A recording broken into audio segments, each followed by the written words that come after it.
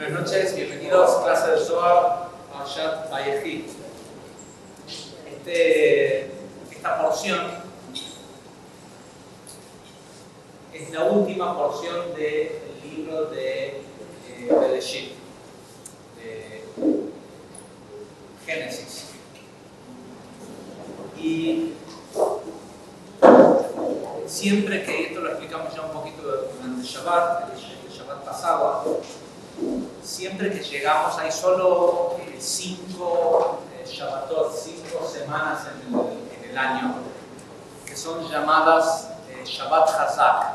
En realidad son 4, porque el último libro de la Torah se lee, se termina de leer y se comienza a leer Bereshit otra vez en Simchat Torah. O sea que hay 4 veces en el año en que se termina uno de los 5 libros, y que eso hace que esa semana sea llamada, o el Shabbat que le corresponde a esa semana, y por ende la energía que contiene la semana, sea llamada Shabbat Hazak. Hazak quiere decir fortaleza. Hay una energía adicional de fuerza, de fortaleza que proviene del hecho, no de algo que tiene que ver con la fecha, sino del hecho de que en todo el mundo se esté leyendo los lunes, los jueves y este próximo Shabbat la porción de Vayechi. Y decimos que la última porción de uno de los libros es considerado el Malhut de ese libro. Ahora, en el caso de este primer libro bueno, a lo mejor si hay gente que es la primera vez que escucha esto, los 5 libros de la Torah corresponden a los 5 mundos, o a los 5 Parsufim del árbol de la vida. El libro de Génesis corresponde a Keter. El siguiente libro que vamos a leer, que es el Éxodo, corresponde a Jochma. El próximo, Levíticos, Binah.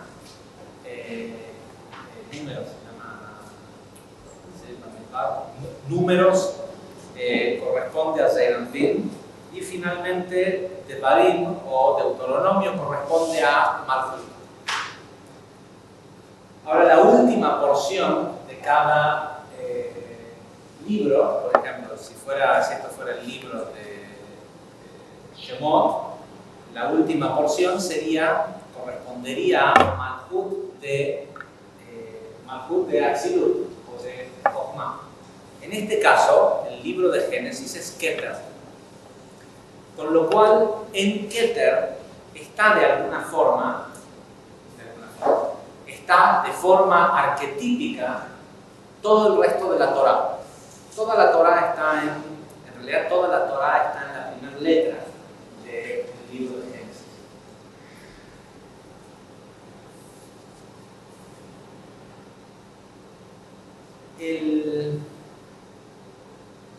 La esencia, por llamarlo de alguna forma, de la sefirá de Keter, o del concepto de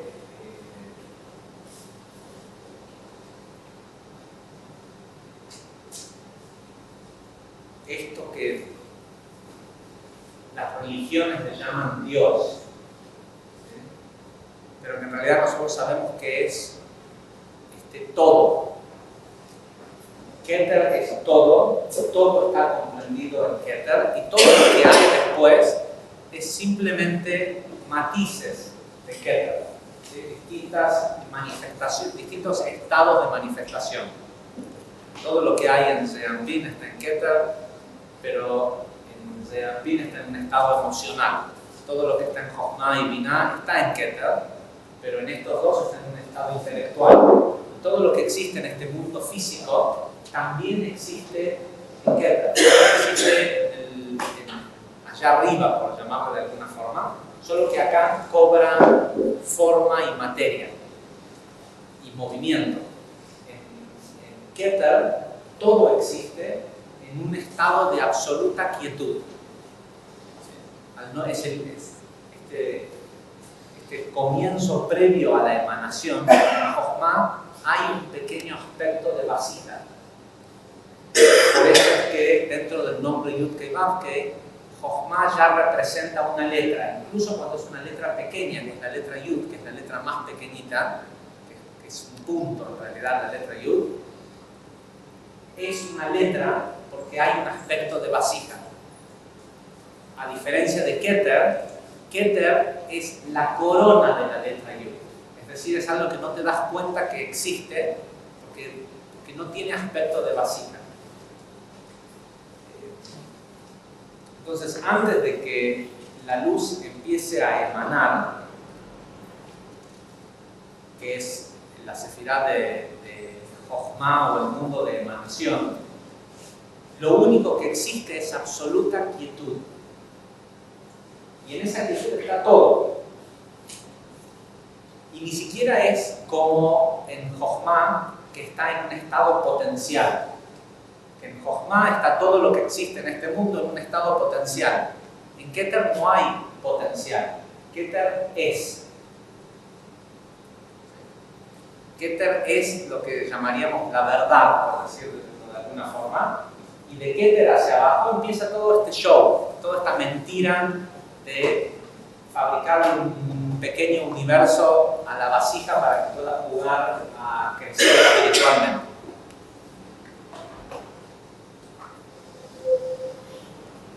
Malhut de Keter es el lugar en donde se toca la sefirá de Keter con el resto del árbol. Pero y recién ahí vamos a ver la semana que viene, cuando entremos en el libro de Éxodo, que la historia empieza como a repetirse de cero, porque otra vez es como si fuera que estuviéramos en una especie de mundo de caos. ¿Sí? Empezamos la creación en el libro de Génesis diciendo que el mundo estaba sin forma y en caos, y explicamos qué quiere decir todo eso, pero en definitiva lo que explicamos es que desde el caos está la capacidad de crear el orden, y a través de estos patriarcas, estas historias que aparecen y se terminan de manifestar en esta porción, es decir, 3 individuos que caractericen y que hagan el trabajo de establecer en el mundo la energía de Gesed, Geburah y Tiferet, y de ahí estos 12 hijos que tienen que ver con que la manifestación de estos arquetipos que son los patriarcas es la manifestación de lo que llamamos Israel, que es este nivel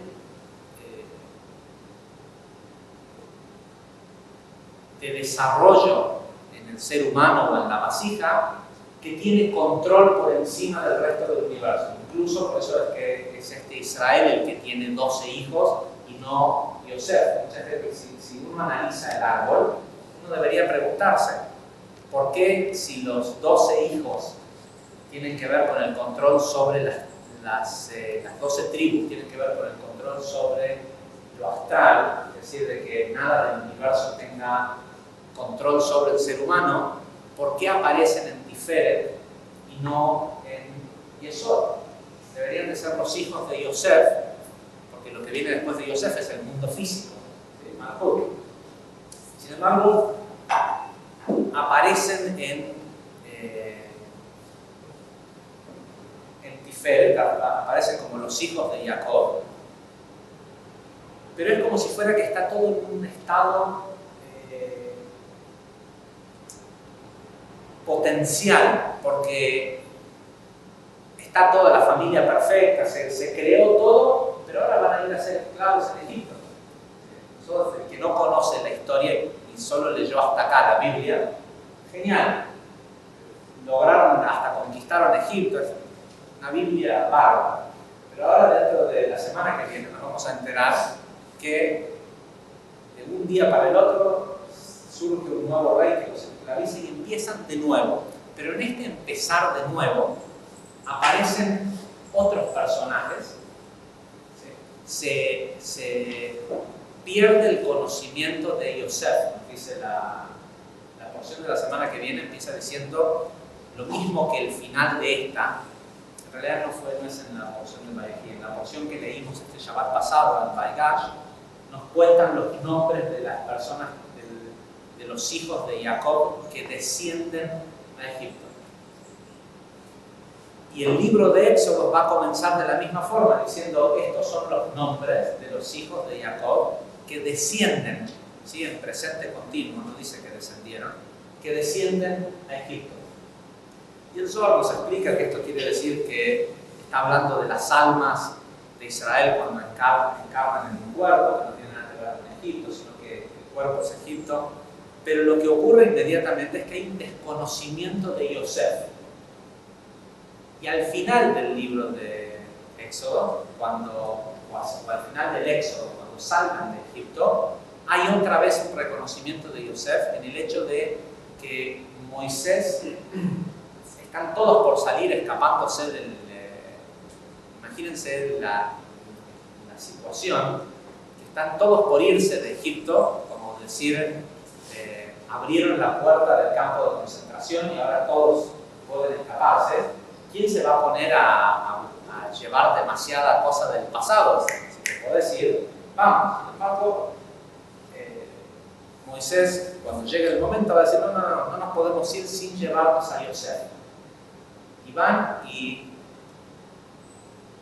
uno dice, bueno, se llevaron a Yosef. No debe haber sido tan simple llevarse a Yosef.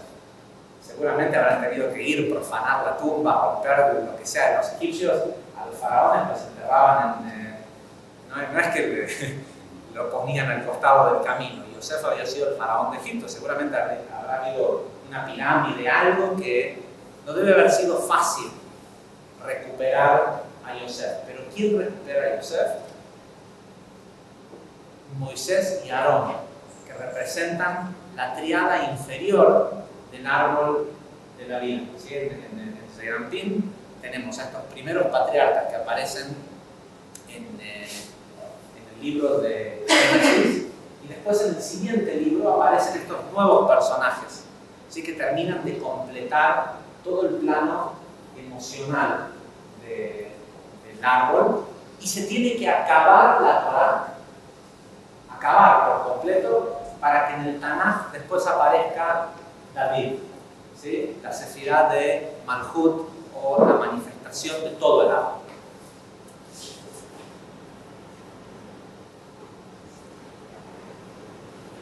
Esta porción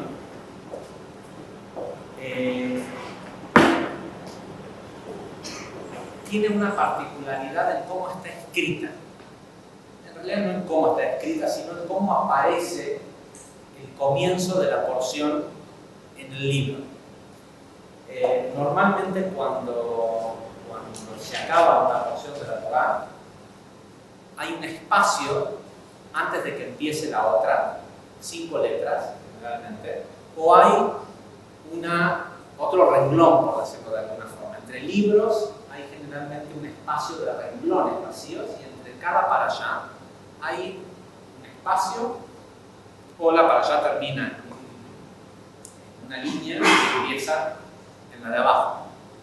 Es como una especie de punto y aparte, se puede decir.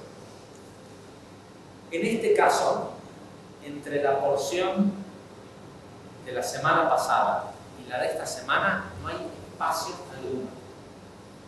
¿Sí? Está junta.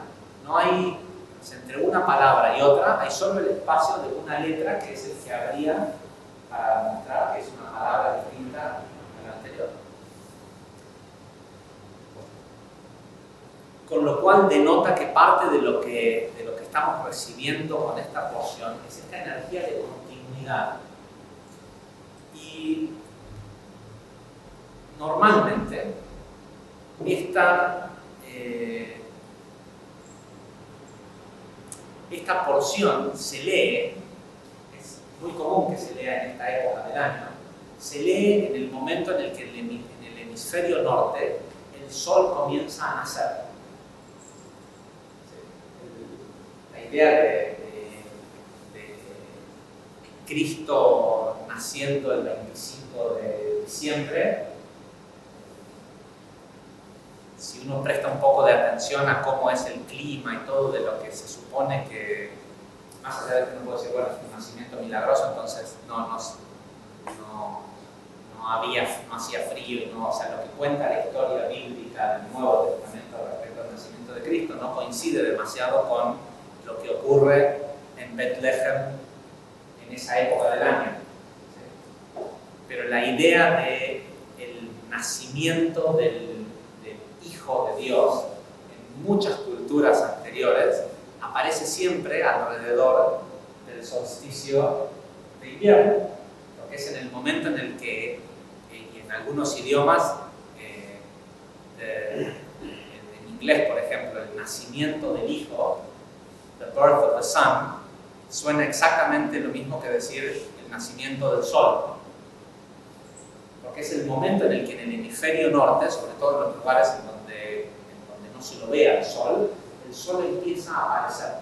¿Sí? Los días empiezan a cortar y empiezan a ser más cortos y empieza a nacer el Sol, por decirlo de alguna forma. Y esta porción se lee siempre en esta época. ¿Sí? Porque como hay ajustes de las porciones para Rosh Hashanah y para todo esto, cuando hay desfasajes de las porciones, lo máximo que puede pasar es que esta porción se lea el 20 de diciembre en lugar de a principio pero es siempre alrededor de y tiene que ver con esto del ciclo de la continuidad. Y para mucha gente, sobre todo en Occidente, fin de año tiene esta idea de esta cosa de replantearse qué sirve, qué no sirve, vale la pena continuar. Hay todo un replanteo de, bueno, empieza un nuevo año, ¿qué hacemos?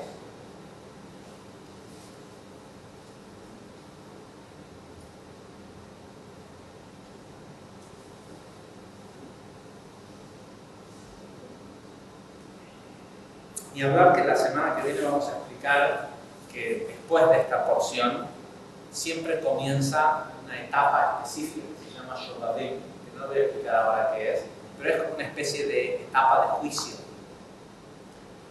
Lo explicaremos en la clase de Zohar la semana que viene.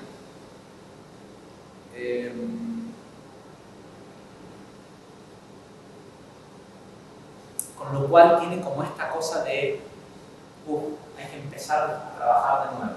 ¿Sí?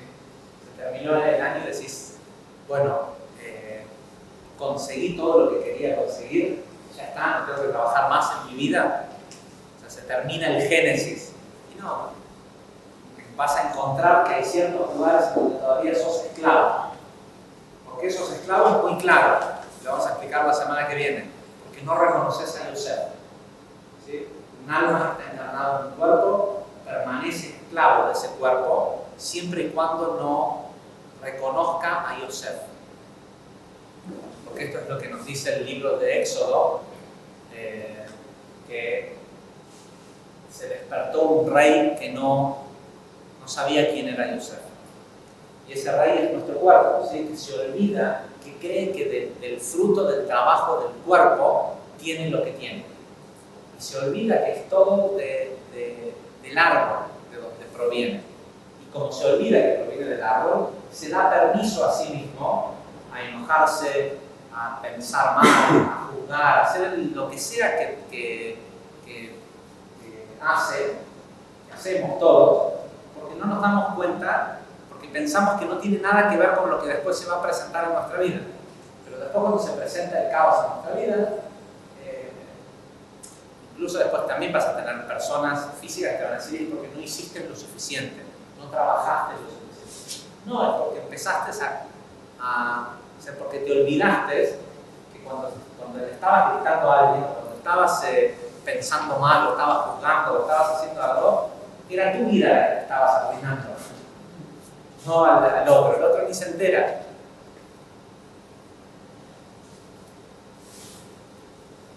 Y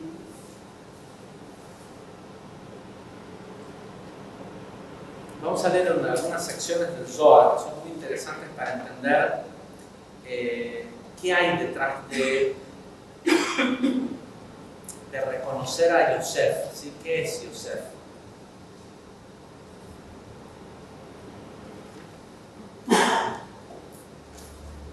Hay muchas cosas interesantes que ocurren en esta parashá. De hecho, el Zohar, en este Zohar hay muchas porciones que tienen muy poquito escrito en el Zohar y otras que tienen mucho más. Este es uno de los libros del Zohar que es enorme. Si sos de los que tratan de escanear todo el Zohar de la parashá de la semana, en la semana que corresponde, esta semana no puedes ir a trabajar, no puedes hacer... son páginas y páginas y páginas y páginas. Porque hay mucho escondido en la manifestación de Keter, en este nivel de Malhut de Keter. Una de las cosas, por ejemplo, con lo que empieza la porción, primero que nada es importante, porque lo vamos a leer ahora en un ratito, el Zohar hace toda una discusión acerca de esto, empieza diciendo, Vayehi Jacob de Eretz Mitzrayim, dice, y vivió Jacob en Egipto 17 años. Y los días totales de la vida de Jacob fueron 147, la semana pasada explicamos que fueron 130 fuera de Egipto para rectificar los 130 años de separación de Adán y Jabá, el propósito de lo que le tocó a no lo explicamos eso, ¿no? En Shabbat. El propósito de cada uno de los tres patriarcas, Abraham, Isaac y Jacob, rectificaron el pecado de Adán y a cada uno le tocó una parte. Para Abraham fue sumamente fácil, no digo que haya sido fácil, pero en un día rectificó la parte que le tocaba a él. La parte que le tocaba a él era rectificar lo de la idolatría. Le dijeron, arrodillate frente a estos dioses o te tiramos a un horno.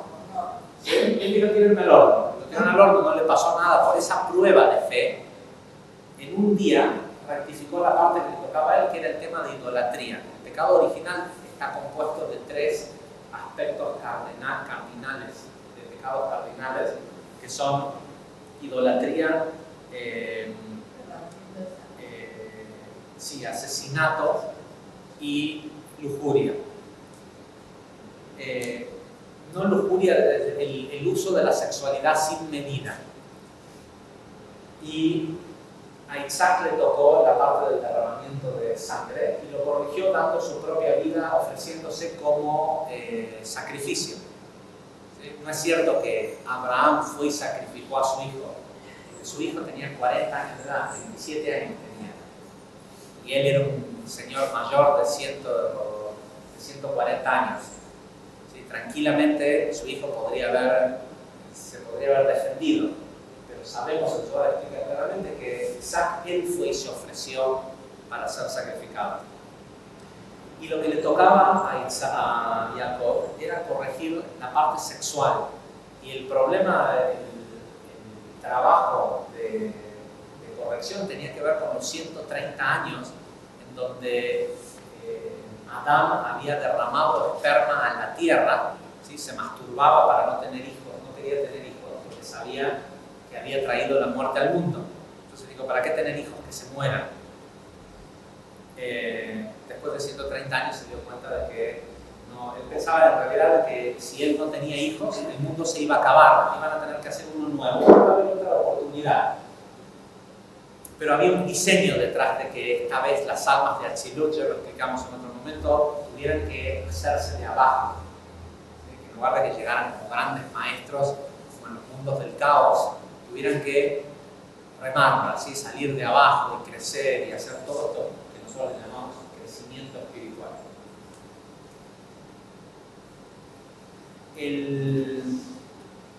Y el tiempo que Adán permaneció separado de Jabá, no queriendo tener relaciones sexuales, fueron 130 años, por lo cual los primeros 130 años de la vida de Jacob sirvieron para corregir los 130 años de separación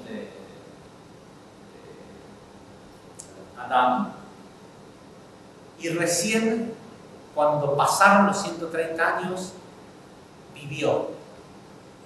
¿Por qué vivió? Dice el Zohar, porque la parte de alma de Adán, que estaba esperando ser rectificada, encarnó en él en forma de Ibur.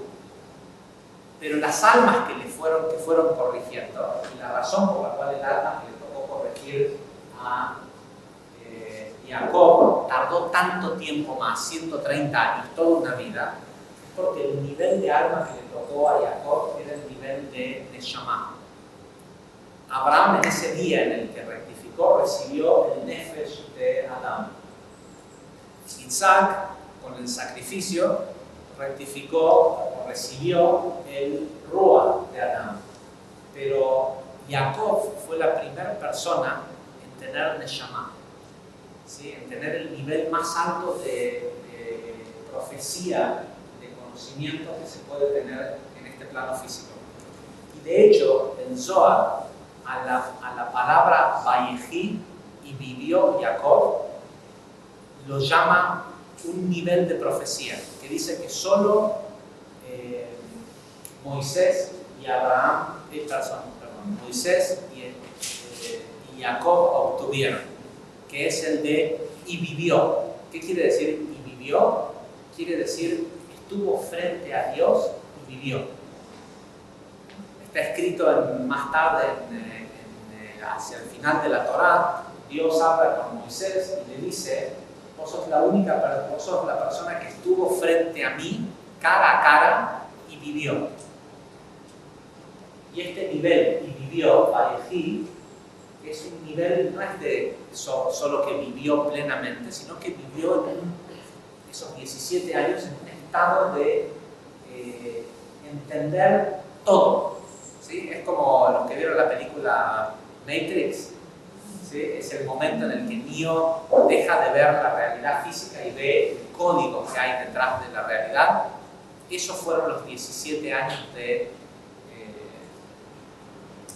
Jacob, y eso fue la vida, los 40 años, los últimos 40 años de la vida de Moisés.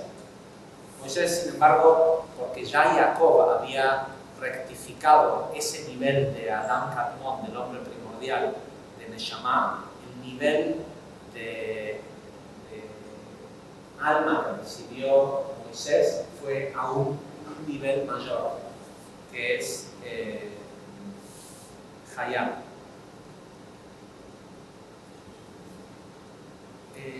Una de las cosas que vamos a ver en esta porción es que por primera vez aparece el concepto de la enfermedad. Es la primera vez que aparece que alguien se va a morir en la Torá y dice: y Jacob estaba viejo y enfermo, ¿sí? Y llamó a sus hijos para bendecirlos antes de morir. Y el Zohar explica claramente que antes de Jacob nunca nadie antes se había enfermado. Jacob instituyó la enfermedad, o sea, desde ese nivel de profecía que él tenía, logró darse cuenta de que una parte importante en la corrección del ser humano era tener un sistema de alerta temprana, que en lugar de que fuera por juicio severo, es decir, que cuando la persona se desconectaba de la luz moría, Jacob fue el que, ¿cómo se dice? Twitch.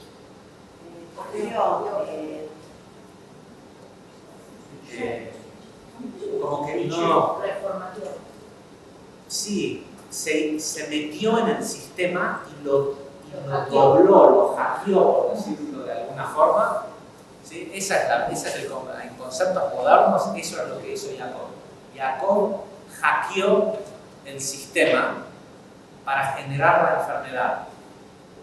Porque como ya todos los que están acá tomando Zohar han tomado otros cursos, y si no, cuando tomen el curso de Kabbalah y Salud, lo van a escuchar. Nadie muere de una enfermedad. La enfermedad existe para avisarle a la persona que se está muriendo.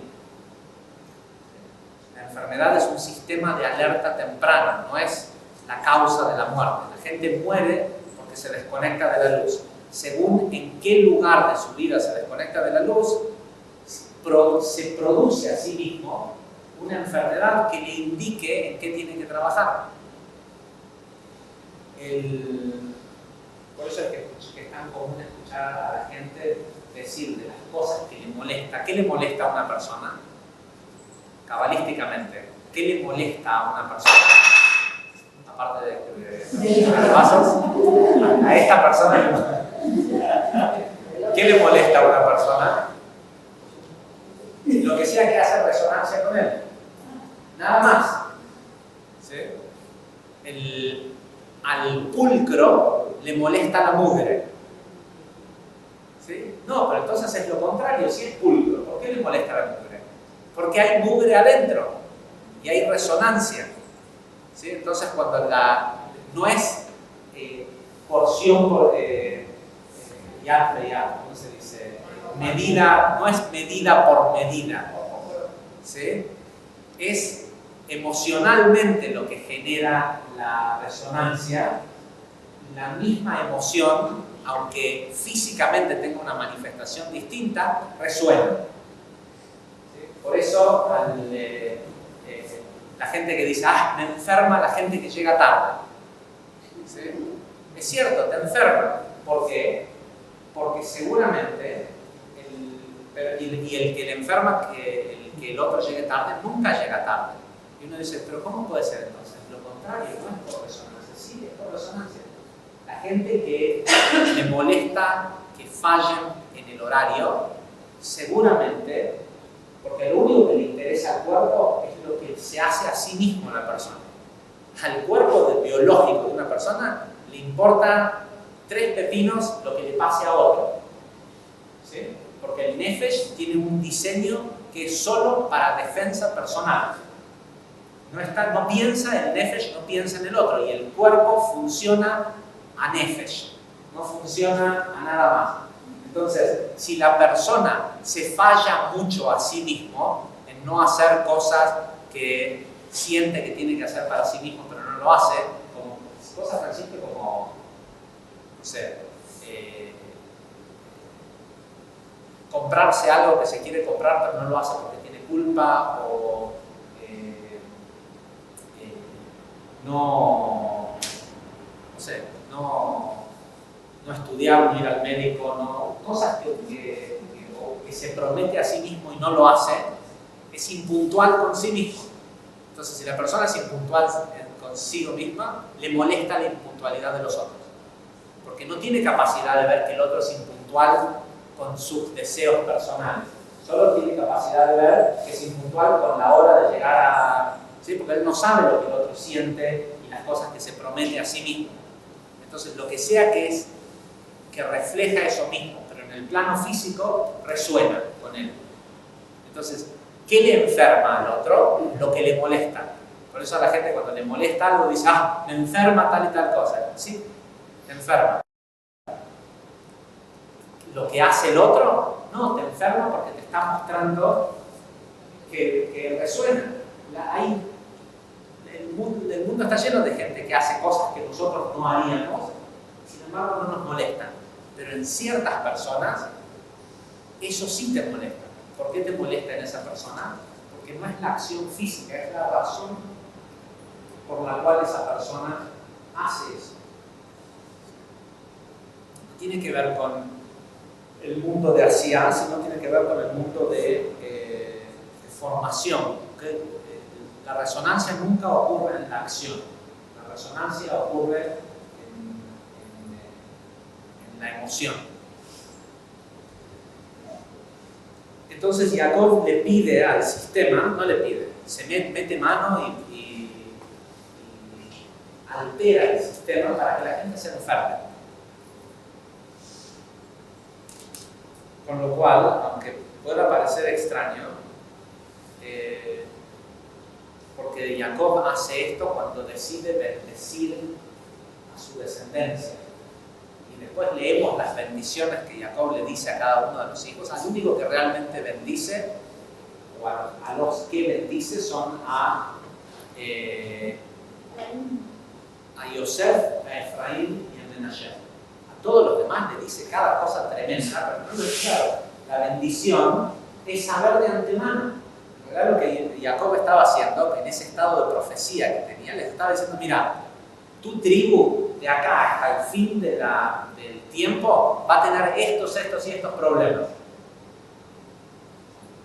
¿Qué es una bendición? Que alguien trate de alterar las leyes para que las cosas salgan a tu favor, aunque hagas cosas negativas, o que alguien te diga estas y estas cosas que haces te van a generar estas consecuencias. Cambiar. El Zohar es lo mismo. Cuando decimos que el Zohar es una bendición y el conocimiento de la Kabbalah es una bendición, ¿qué? Porque tenés un Zohar, te cae una bendición que listo, ya estás protegido de la muerte. Eso es un amuleto. El Zohar no es un amuleto. Ahora, si estudias Zohar y estudias las leyes de cómo funcionan, y aparte de estudiarla, ayer estaba leyendo una cosa que me pareció muy graciosa, de una persona que conozco que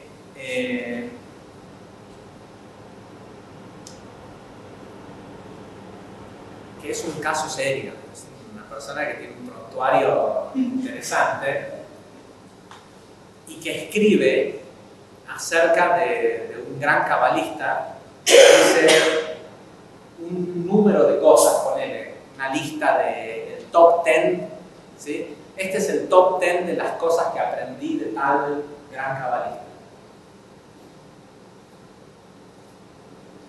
Y pareciera que la gente piensa que puede decir que aprendí solo por haber escuchado. Si hubiera dicho, estas son las 10 máximas que le escuché decir a tal cabalista, perfecto. Aplausos. Fue muy bueno tomar nota, pero decir, estas son las 10 cosas que aprendí, esto tal vez lo puedo decir yo porque he tenido trato con la persona, pero lo interesante es el hecho de entender que hay una diferencia entre escuchar y aprender, entre saber y saber, ¿sí? Que se haga parte de uno a creer.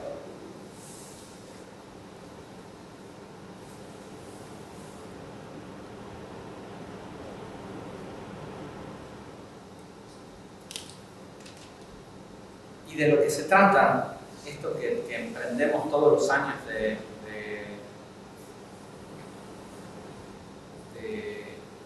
empezar de cero cada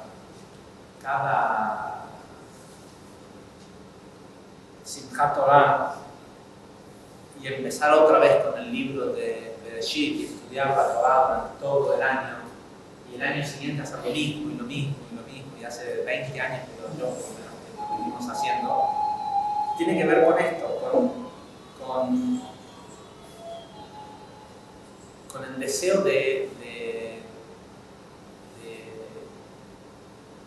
poder estar alerta, de saber cómo funciona, hasta que tengamos esa visión que tuvo Jacob de no necesitar aprender más, sino de simplemente poder ver la realidad. Este libro, el Zohar, es como como una mirilla o como es el agujerito de la llave, ¿sí? Por donde podés, por lo menos desde el nivel de cada uno, acercarse y mirar, ver cómo es que funciona. Y aunque parezca, todo esto de introducción, aunque parezca mentira, una de las bendiciones que Jacob le dejó a su descendencia es la enfermedad.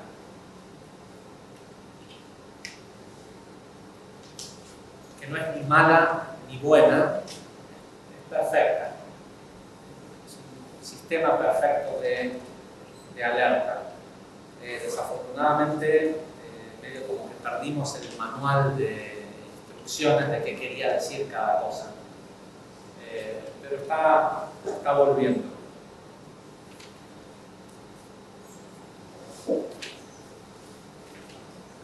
Jacob bendice a todos sus hijos y muere.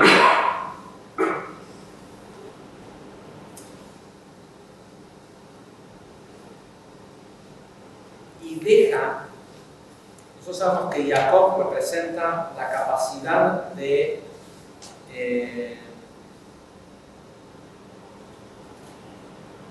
Jacob representa la capacidad de acceder a la columna central, ¿sí? al punto medio, a ese lugar donde no hay fuerza de lo físico, ¿sí? Lo que llamamos en Kabbalah la cortina del punto medio. ¿Sí? Es el lugar en donde las dos fuerzas que se juntan, Gesed y Geburah, producen, cuando se las puede balancear y tienen la misma intensidad, producen ese punto cero entre dos fuerzas opuestas, donde no hay movimiento. Ese punto cero es la primera manifestación, pues en realidad es el único lugar en el árbol en donde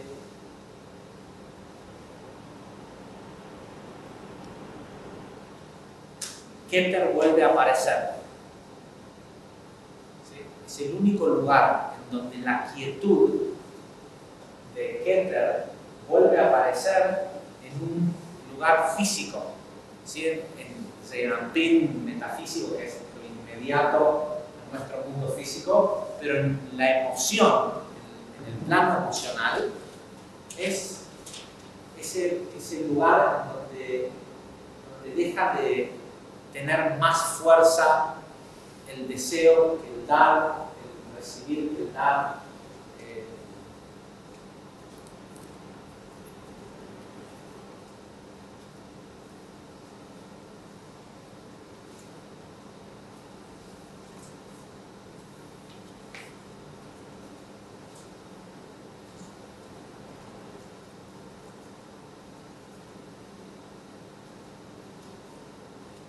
Tiferet, que es Jacob, quien muere en y no hay que malinterpretar y pensar que leer sobre la muerte de Jacob tiene que ver con que la energía de la semana tenga algún aspecto de final para la sefirá de Tiferet. Por el contrario, en esta parashá, los únicos dos patriarcas de Zeirampin que son de la columna central se mueren en la misma parashá. Tanto Jacob como Yosef mueren al final de esta parashá. Pero sabemos que el Zohar nos dice que cuando aparece la muerte de un tzadik en la Torá, es lo contrario de lo que uno piensa que es un final, sino que es la revelación de todo lo que hicieron en su vida. Porque el tzadik generalmente oculta durante su vida sus acciones positivas. Como en el día que muere cualquier persona, todos los días de la vida de la persona se presentan ante el juicio final y muestran lo que la persona hizo. En el caso de un tzadik, aparecen todos estos días, sobre todo estos tipos que vivían cientos de años, aparecen todos estos días a mostrar lo que el tzadik hizo con ellos. Con lo cual esta es una semana al revés, de revelación de luz, de Yesod y de Tiferet.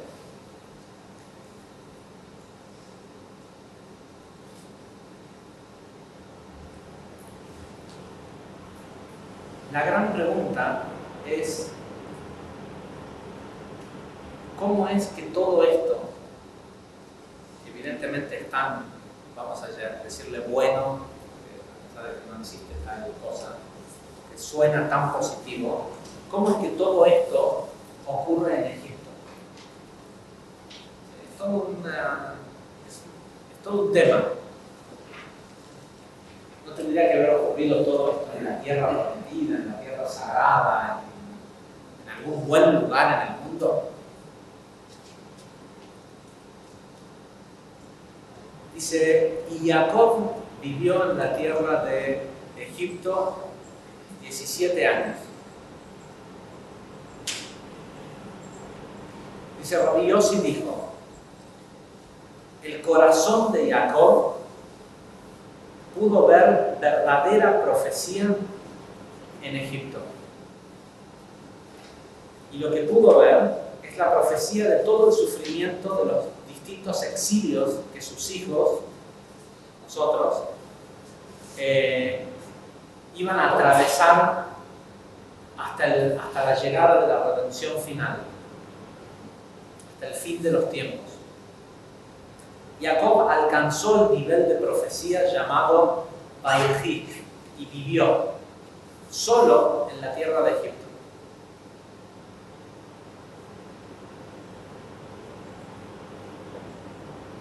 Y llegó a ser un profeta como nunca antes el mundo había visto. Ninguno de los profetas, excepto por Moshe, fue capaz de tener el mismo nivel de revelación. Y continúa explicando que esto lo vemos en lo que dije recién, de que Vayehí, que también en el libro de Éxodo 33:20, también dice la Torá acerca de Moisés, que vivió. Dice, pero cuando está escrito Vayehí Jacob y vivió Jacob, se refiere a la profecía que proviene del espejo brilloso. Es el término que utiliza el Zohar. Y Rabashla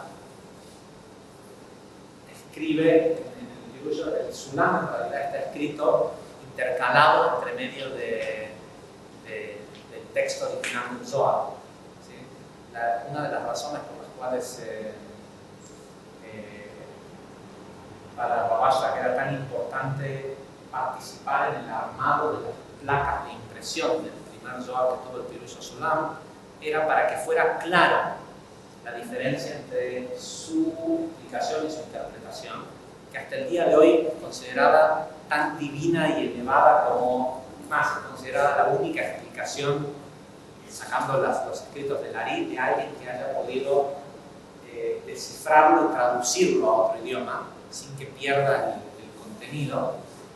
Pero cuando uno ve la parte en hebreo de las placas originales que Rabashla hizo imprimir, que hasta el día de hoy se imprimen con el mismo formato, los libros que incluyen el Pirush Sulam, tanto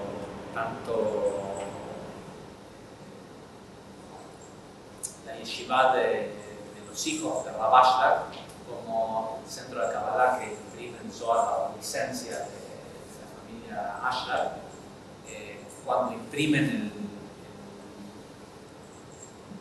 Zohar con el Pirush Sulam completo, sale en el hebreo, hay letritas que son como o sea, que se distingue que son distintas. ¿Cómo? ¿Cursivas? Bueno, inclinadas o así, que son para demostrar para diferenciar lo que es traducción del Zohar al hebreo versus lo que agrega Rabashla. Y Rabashla, en donde dice que Vayehí Jacob se refiere a este nivel de profecía que desciende del espejo brilloso. Rabashla dice, este espejo brilloso es Tiferet. ¿Sí? Y a nosotros nos cuesta entender, nos cuesta asimilar que eso puede estar adentro nuestro. ¿Sí? Tiferet es una sefirá que nosotros tenemos. ¿Sí? Está adentro del ser humano. Cuando se fabrica un ser humano que tiene lo que llamamos Da'at, que tiene capacidad de conocimiento, un ser humano que proviene del Silur, es un árbol de la vida disfrazado de persona, ¿sí? Vestido con un cuerpo, pero es un árbol de la vida andante. Eso es lo que nosotros somos en realidad, metafísicamente. Y nosotros tenemos, ¿sí? Y por eso siempre que nos referimos a nosotros, no hay un ser humano que cuando hay muchos seres humanos que nunca, jamás en su vida hablan de sí mismos, hablan siempre de los demás, pero aquellos que tenemos un poco más de introspección o cuando estás angustiado o lo que sea, cuando te referís, cuando la persona se refiere a sí mismo, siempre se toca el área del plexo solar, el área de la sefirá de Tiferet, porque ahí es a donde está potencialmente lo que nosotros realmente podemos ser. Y lo que podemos ser es un espejo brilloso. ¿De qué? ¿De qué?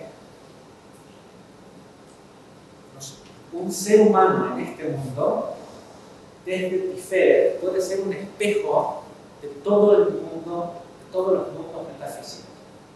Pero el espejo no pasa por las acciones que la persona hace, sino por esa quietud. Y esa quietud se logra solo balanceando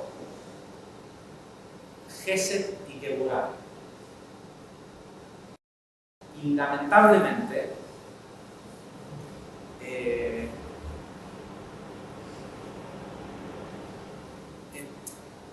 realidad,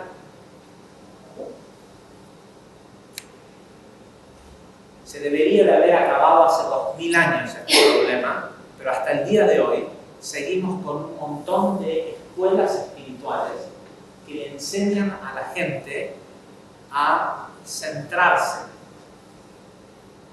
¿Sí? Y la forma de centrarse pasa por restringir el deseo. Y hace 2000 años atrás, en el Hidra Rama, en la gran asamblea, cuando Rabbi Shimon salió y no sé si ustedes tomaron el curso intermedio. ¿Sí? En la segunda clase del curso intermedio mostramos la sección del Hidra Rama, en donde Rabbi Shimon Bar Yochai le dice a sus alumnos: llegó la hora de terminar con la corrupción. ¿Sí? Se tiene que acabar no lo tengo justo acá, si no lo leería directamente. Se tiene que acabar la idea del árbol sostenido en un pilar. ¿Sí?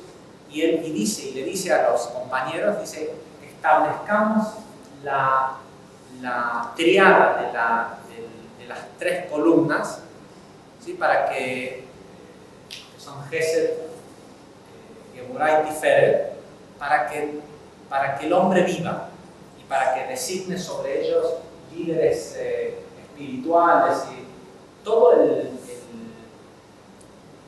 el tema de la falta de corrección en el mundo pasa por esta idea de querer enseñarle a la gente a estar centrada. Y la idea de la opresión de un gobierno en búsqueda de un pueblo calmo es lo mismo. ¿Sí? Oprimir el deseo de un pueblo, la falsa paz que tenemos en este mundo proviene de distintos niveles de opresión del deseo, o por lo menos, y el peor de los niveles de opresión del deseo es la manipulación del deseo para que el hombre desee lo que aquel que tiene poder puede dar fácilmente. ¿Sí? Sobre todo porque usó primero al pueblo para generarlo. Todo el consumismo del mundo, de este mundo de Malhut, de la fisicalidad, de los créditos, los planes, el auto, el televisor, todo lo que tenés que tener para hacer. ¿Sí? Desde la propaganda, porque lo que es una propaganda con un propósito de manipular a los pueblos, es una forma de esclavitud. Y no digo que esté mal tener la televisión más grande del mundo. Sí, es más, tenemos un proyector y una pantalla de ¿sí? Lo más grande que pudimos conseguir dentro de lo que no fuera comprar un proyector de cine. ¿Por qué? Porque queremos la pantalla más grande, no, porque acá a veces para ciertos eventos, ciertas cosas, se sientan 400 personas y hace falta que el de atrás vea. Entonces hay algo malo con el proyector de tantos lúmenes y de tantas pulgadas, no hay nada de malo. La cosa es ¿para qué? ¿Sí? ¿Para qué? Y el espejo, ese espejo del punto medio que refleja los mundos superiores, pasa por la quietud no de no desear, Porque en el proceso de que alguien te instruye en qué es lo que tenés que desear, porque hace 2 años atrás lo único que tenía que desear un adolescente en el mundo es un iPhone 4. ¿Sí? Desear un iPhone 4 ahora es algo bueno, no, es una tragedia. Hoy hay que desear un iPhone 6. ¿Por qué? ¿Por qué hay iPhone 6? Y porque alguien lo tiene que vender y tiene que sostener una estructura. Entonces todo es más, hay marketing específico en en desplazar al chico que todavía usa el iPhone 4. ¿Sí? Está fuera de moda, no, ¿sí? Los papás no lo quieren. Si los papás lo quisieran, les comprarían el iPhone 6, ¿no? ¿Sí?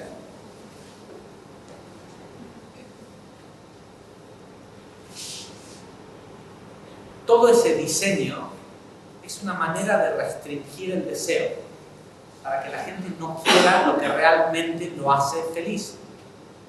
¿Sí? Mientras que la gente quiera algo que le dé felicidad momentánea y se le acabe más o menos justo antes de que yo haya desarrollado el próximo producto con el que le voy a dar el próximo fix, ¿sí? Como un drogadicto, ¿saben lo que es el fix? ¿No? Se acaba el efecto de la droga y bueno, necesita otra dosis. Es todo un sistema diseñado no para querer cada vez más, es para querer cada vez menos. Y es un sistema diseñado en pos de oprimir el deseo para que haya quietud, pero quietud en el caos. ¿Sí? Porque al tipo que si esa quietud en el caos termina generando saqueos o violencia, lo que sea, a él en las cumbres de sus penthouses no le afecta.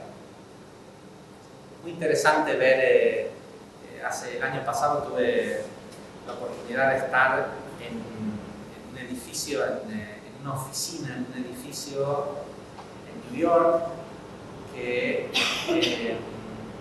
no lo construyó la persona que ahora es dueño del edificio, pero el dueño del edificio tiene su oficina en la torre, ¿no?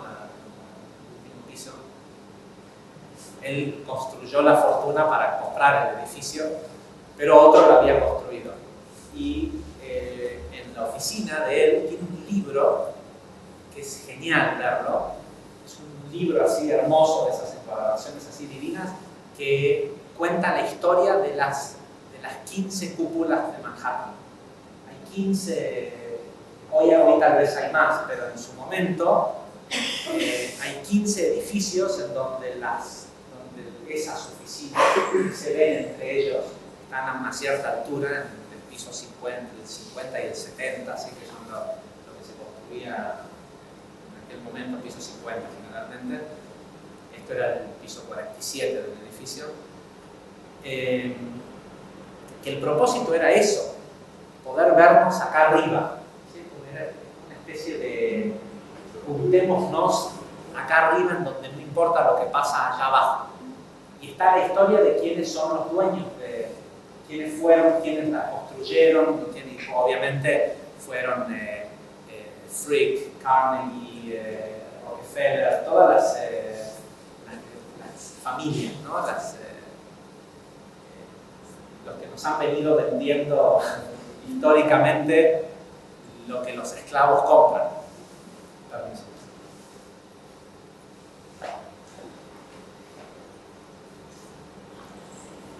Y de lo que se trata, y tengo que admitir que ahí arriba se siente una quietud que es como no estar en New York. Todo eso que ocurre en Manhattan no ocurre ahí arriba. Sí, realmente es como otra realidad.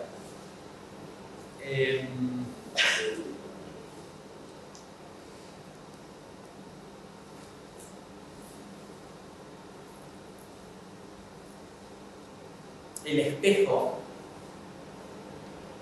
se genera con la doblada de apuesta en el dado.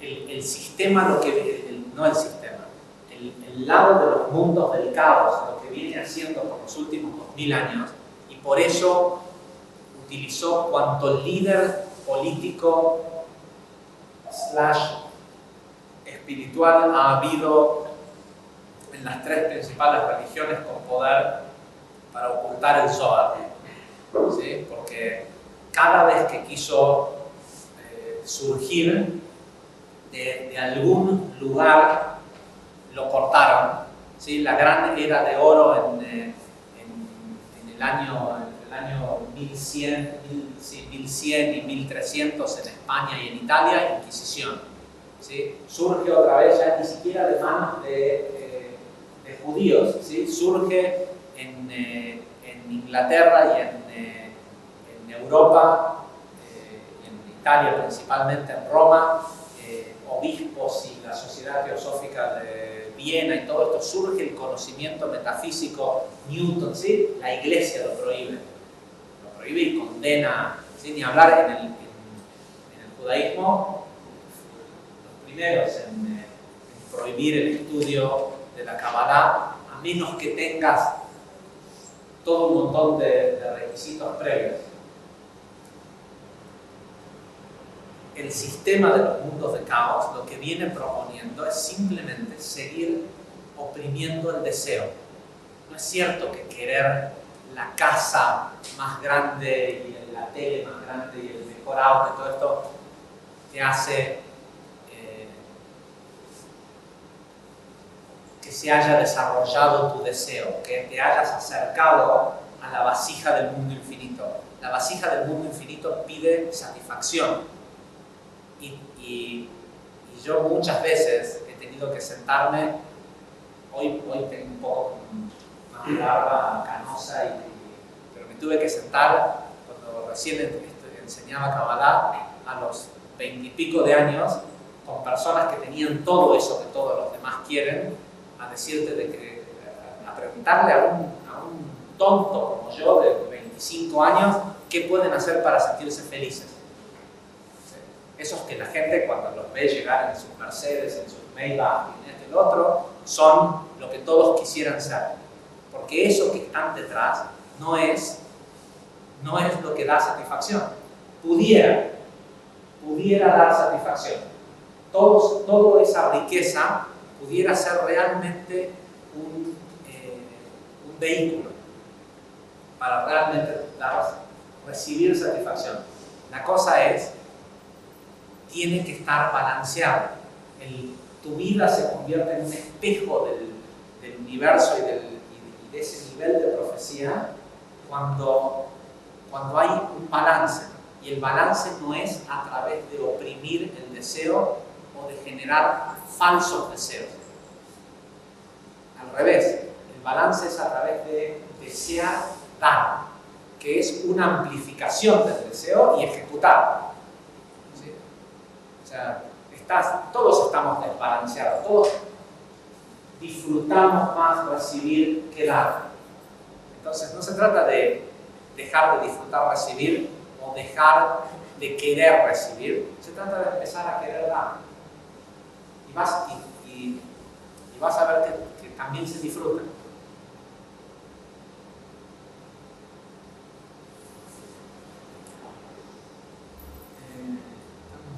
Tarde, pero vamos a ver si alcanzamos a meter un pequeño bocadillo que es por qué leo una primera, incluso sin necesariamente explicarla demasiado.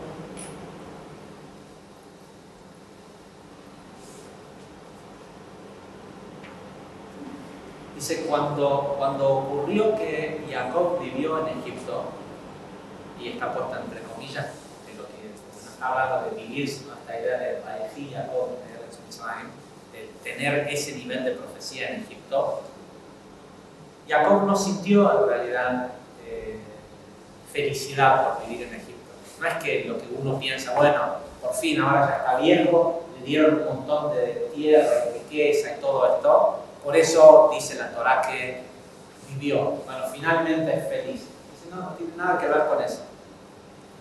Dice, de hecho, él no sintió felicidad por vivir en Egipto porque él reconocía, se daba cuenta que Egipto, la idea de Egipto, es el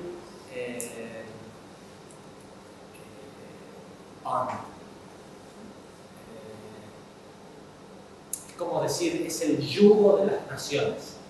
El concepto de Egipto es lo que esclaviza, hay una palabra para bondage,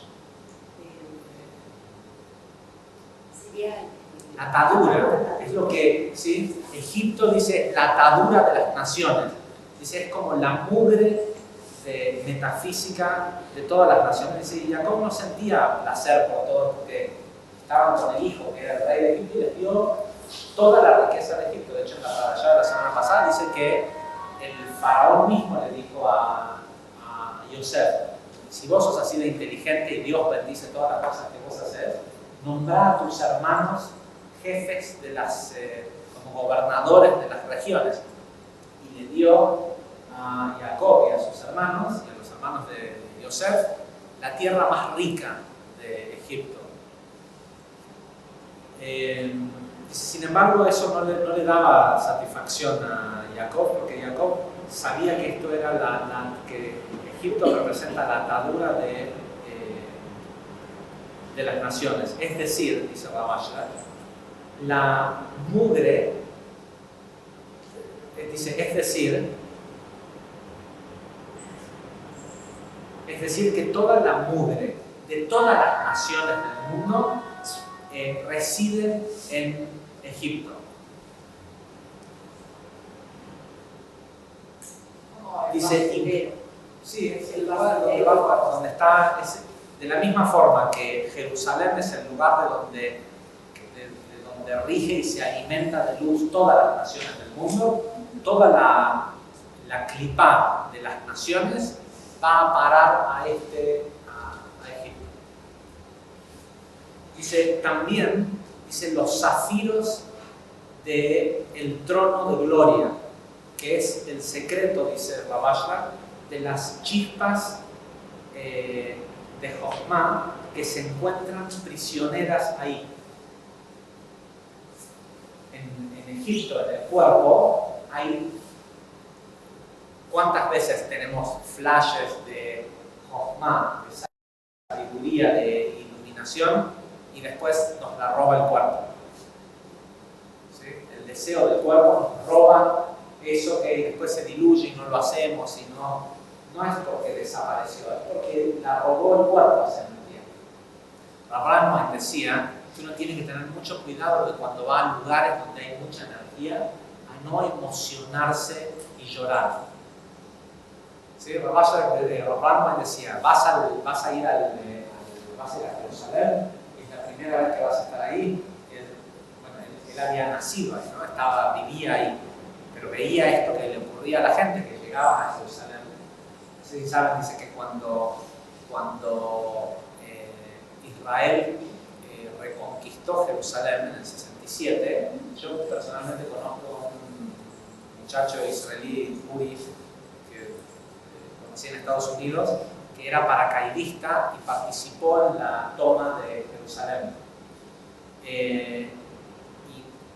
Y él nunca antes había entrado a Jerusalén, solo los judíos que vivían en Jerusalén después de la 48 seguían estando en Jerusalén, pero el resto de la gente no podía cruzar la frontera de Jerusalén. Y Israel reconquistó Jerusalén entrando con paracaídas. Y él era uno de estos paracaidistas.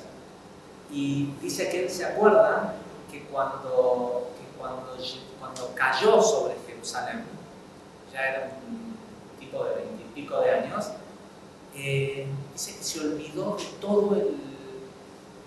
todo el procedimiento que le habían enseñado. Dice que él se acuerda que el paracaídas lo arrastraba, eran paracaídas militares, esos que no se cae despacito con esos paracaídas. ¿Sí? Son paracaídas para caer muy rápidamente y hay que rodar de una cierta forma y todo, porque no no son gladiadores con paracaídas.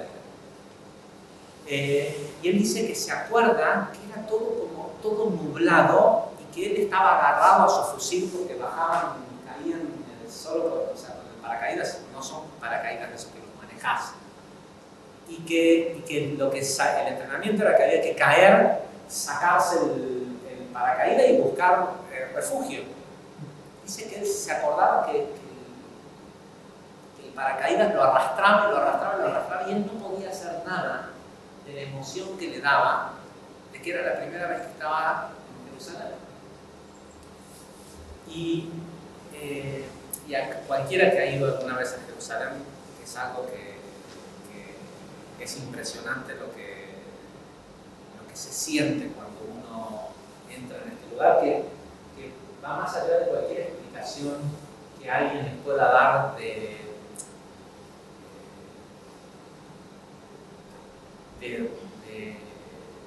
origen religioso, no tiene nada que ver con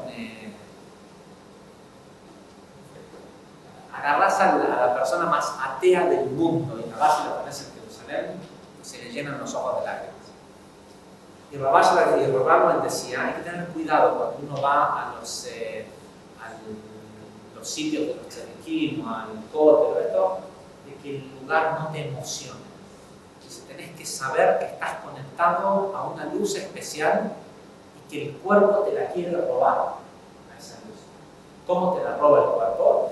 La emoción, cosas así, es el cuerpo que está robándote la luz. Una de las cosas que hizo Jacob junto con esto, igual ya siempre aparece, sobre todo, siempre aparece, incluso en el libro de Éxodo vamos a hablar mucho de Yosef, pero prefiero terminar con esto. Una de las cosas que planearon Yosef con Jacob, cuando en la porción de la semana pasada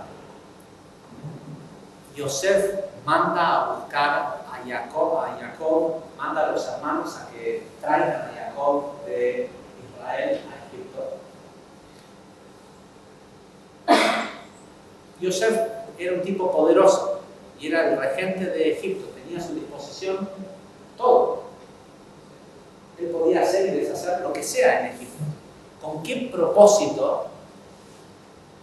Yosef va y le dice al faraón: encontré a mi padre y a mis hermanos, y mi padre está todavía en la tierra de Canaán y lo quiero mandar a buscar. ¿Con qué razón? ¿Sí? Yosef controlaba el país entero, todos los carruajes, toda la hacienda, todo era de él. ¿Qué necesidad tenía de ir a decirle al faraón: tengo que ir a buscar a mi padre? Era muy puntual lo que Yosef estaba buscando.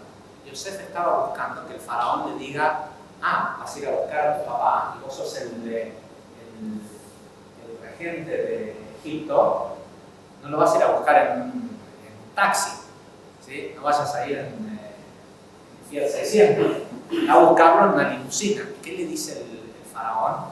Llévate las carrozas reales, ¿sí? Vas a ir a buscar a tu papá, que se acaba de enterar que estás vivo, llévate las carrozas reales para buscarlo. Eso era lo que Yosef buscaba. Yosef buscaba que el faraón le diga: anda a buscarlos en mi carroza.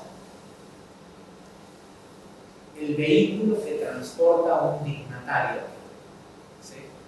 No transporta a la persona, transporta a la investidura del dignatario. El papa móvil es el papa móvil, lo use este papa o el papa anterior o lo que sea. Y cuando alguien fabrica un papa móvil, lo está fabricando, es una vasija que tiene como propósito transportar la investidura del papa. ¿Sí? Cuando alguien fabrica, ¿por qué el presidente de la nación no toma cualquier avión para viajar? No, hay un avión que está designado para el presidente de la nación. Y si ese no anda, hay un segundo avión. Y si no anda ese, hay un helicóptero y lo que sea, pero está designado desde antes. Si tienes, ¿sí?, por seguridad, por la razón que sea, es un vehículo especial. Nosotros sabemos que cuando aparecen las palabras carrozas en este libro, en la Torá, no habla de vehículos simplemente, ¿sí? Está hablando de merkabot, de vehículos que transportan luz, una cierta energía. Si se acuerdan al principio de toda esta historia, leímos en el Zohar que la razón por la cual dice en el sueño del faraón, y el faraón estaba parado sobre el río, no dice que estaba adentro del río, sino dice que estaba parado sobre el río, como si fuera que flotara sobre el río, es porque el faraón representaba Malhut de Atzilut, que en ese momento no estaba corregido. El trabajo que vinieron a hacer estos patriarcas a Egipto, y por qué tenía que estar Malhut de Atzilut en Egipto y ser el regente de Egipto, porque este personaje estaba ahí, porque todas las almas de Atzilut estaban encarnadas en Egipto. ¿Sí? Todas las almas también lo explicamos, todas las almas de las emisiones de semen de Adán de los 130 años habían encarnado en esa generación de Egipto.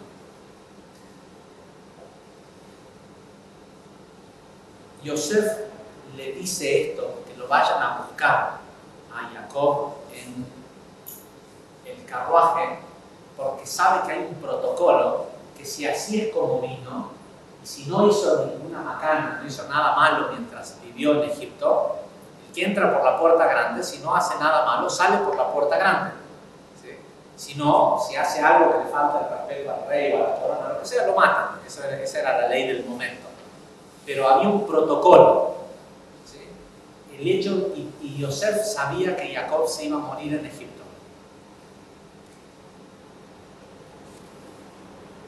Y por ende, cuando le iba a tener que decir más tarde, 17 años más tarde, al faraón, murió mi papá y me pidió que lo entierre en la tierra de Canaán, en lo que es hoy Israel, el faraón no iba a tener otra opción que decirle, llévalo en mi carroza. Porque si vino en su carroza y fue un hombre honorable y fue el padre de Yosef todo este tiempo, la única forma que podía volver era en su carroza. Y lo que le dice Yosef al faraón, le dice, si bien mi papá quiere que yo lo entierre en la cueva donde están enterrados sus padres, Abraham e Isaac, dice, yo voy a respetar los tiempos del faraón y el duelo de Egipto. ¿Por qué? Porque sabía de que si hacía el ritual de duelo en Egipto y se declaraba duelo por la muerte de un dignatario en Egipto, toda la gente afectada al duelo, es decir, toda la corte del faraón, iba a tener que acompañar al cuerpo a la sepultura. Yosef parte con el cuerpo de Jacob hacia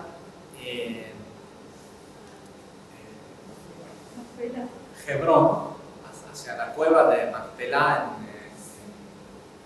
cerquita de Jerusalén, y cuando cruzan el río Jordán es la frontera entre Jordania e Israel, y en un lugar, en la mitad del río, es metafísicamente el límite. ¿Sí?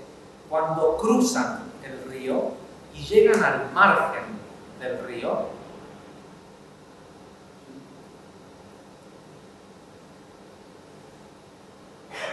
dice en el versículo 11, en el 10 dice, cuando llegaron a la era de Atad, que está sobre el otro margen del Jordán, pronunciaron un discurso fúnebre, intenso y muy grave. Dice, Yosef ordenó 7 días de duelo por su padre. Cuando los cananitas, ¿cómo se dice? Los cananeos, cananeos, habitantes de la tierra, vieron el duelo en la era de Atad, dijeron, este es el duelo más doloroso que hemos visto de Egipto. Y llamaron al lugar Abel Mitzrayim, el duelo de Egipto.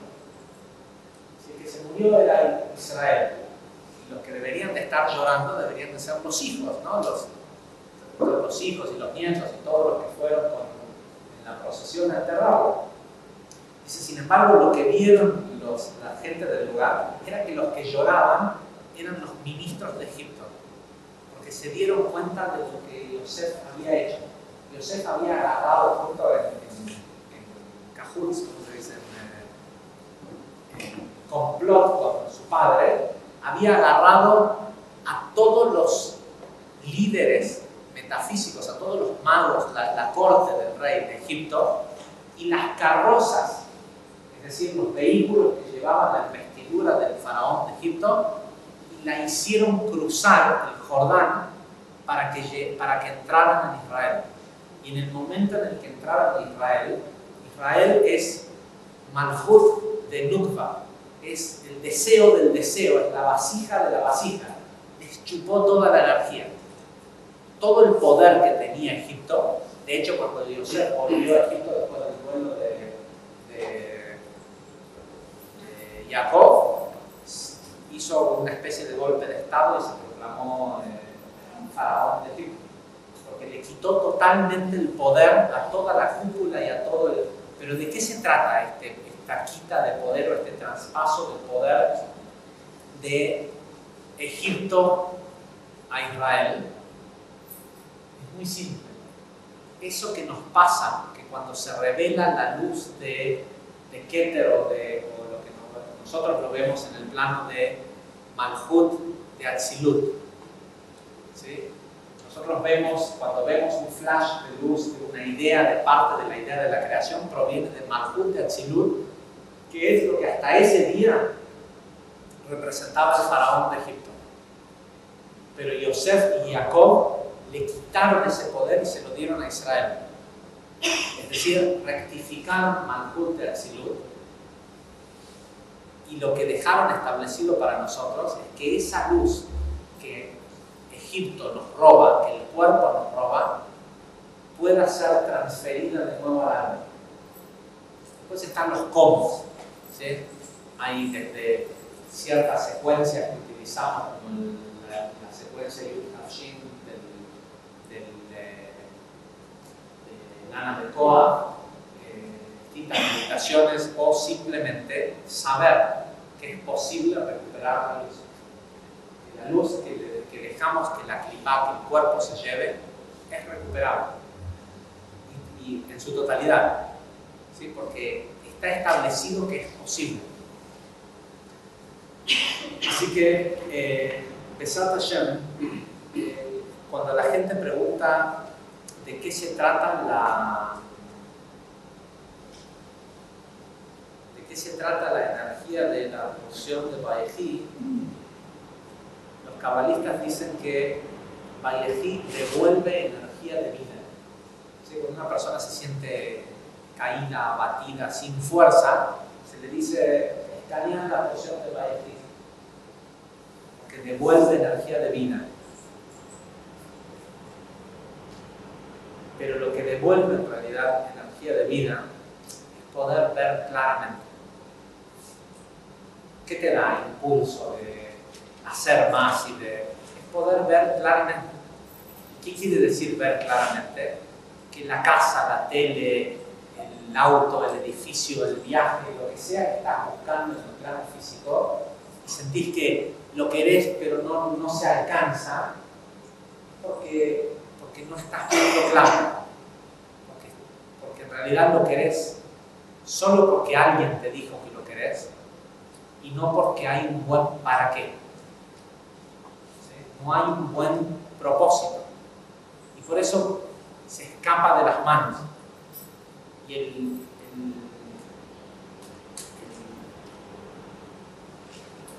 es sutil, pero es simplemente el encontrar para qué.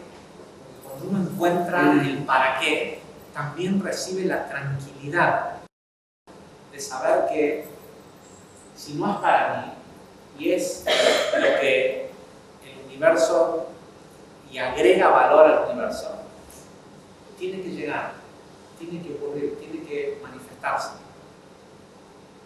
Es más, ahora ya está en manos de la luz.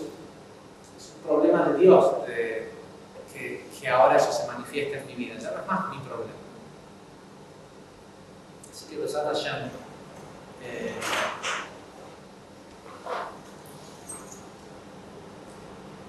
esta semana debería de venir cargada de mayores y nuevos deseos, pero también de nuevos propósitos.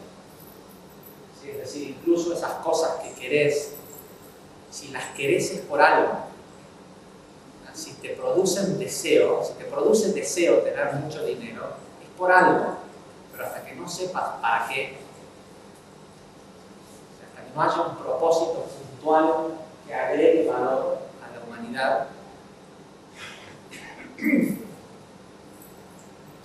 Fíjense que lo interesante que es que el colectivo, todos los colectivos son masculinos.